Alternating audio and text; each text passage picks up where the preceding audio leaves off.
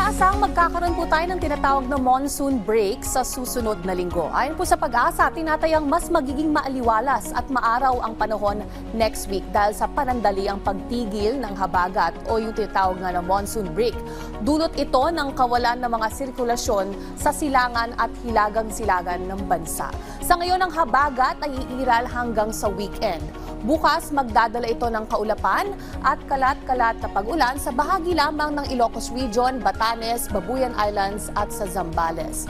Generally fair o good weather naman sa malaking bahagi ng ating bansa, kabilang dito sa Metro Manila, Visayas at sa Mindanao. Pero paalala po muli, sa ating mga mag-aaral ay huwag kalimutang magdala ng kapote o panangga sa ulan dahil may posibilidad pa rin ng mga panandaliang pag-ulan sa umaga o sa hapon o yung tinatawag nating localized thunderstorms.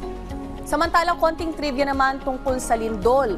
Ano nga ba ang delikadong sukat ng intensity scale? Iba ito sa tinatawag nating magnitude o yung sukat ng energy na inilalabas ng lindol mula sa focus nito.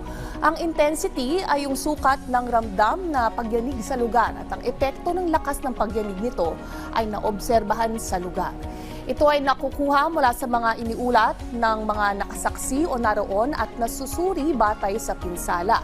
Kaya nakadepende ang intensity scale sa layo ng lugar mo mula sa epicenter o yung pinanggagalingan ng lindol.